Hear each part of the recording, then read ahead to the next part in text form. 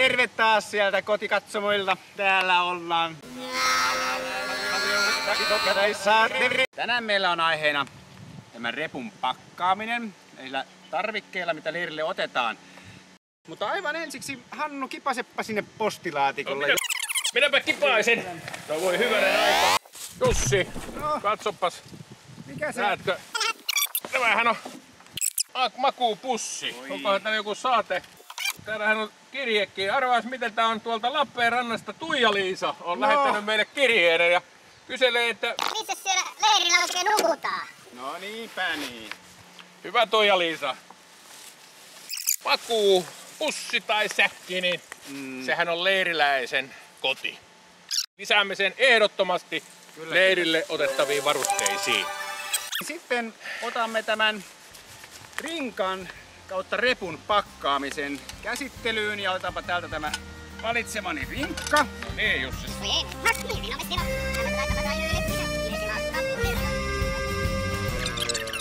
Se oli hyvä valinta siinä. Ja todellakin tässä. Tämähän on tämmönen 60 litran rinkka, eli varmasti Jussille sopiva. Ja niin kuin mainitsinkin, niin pienimmille tietysti oma kokoinen rinkkansa. Ja monessa rinkassahan on täällä rinkan sisällä niin on tämmönen pikku pussukkakin. Niin selvä. Perusajatus, rinkka pakataan niin, että mahdollisimman kevyttä tuonne alas ja ylös paljon erilaista niin kuin painavampaa tavaraa, niin näin se painopiste jakautuu mukavasti sinne selkään. Aivan.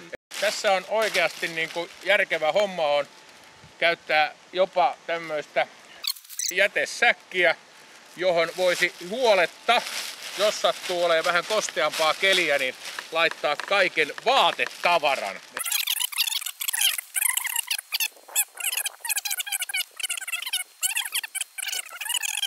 Tämän tempaisemme sinne rinkkaan sisälle. Näinhän se sinne mukavasti sojahtaa. Tämän jälkeen siihen rinkan päälle niin lyömme tuosta noita kenkiä. Tämmönen vähän painavampi tavara tähän rinkan yläosaan. Näin. Yläosaan voidaan sijoittaa ja ottaa näitä mukavia pikkuhommia. Ja tuollainen. Näin se on se yläosa täytetty. Nostakaamme rinkkaa vähän ylös, niin alaosa on täällä tyhjänä, niin sinne on hyvä sijoittaa nyt sitten sadetakki, koska se saa sieltä sitten nopeasti tarvittaessa. Siellä on se ruokailuvälineet, sitä juuri hain, eli ne kanssa joku hyvä hattu. Sitten jos on niitä ehkä vähän pienempiä näitä ensiapupakkauksia, niin ne on sitten helposti siinä saatavilla. Hihnojen väliin niin voimme sijoittaa tuon makuualustan. Paikkansa siihen.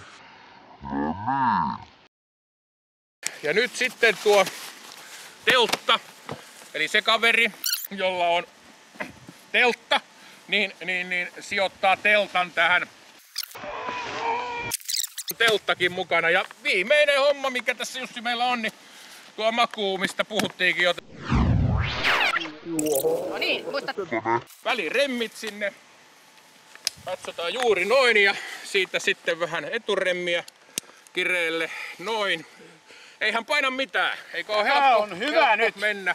Ja meillä jäi vielä käyttämättä tosiaan tuosta rinkasta muutama sivutasku, eli sinne voi sitten mukavasti pikku keksipaketin sujattaa tai sitten salmiakkia.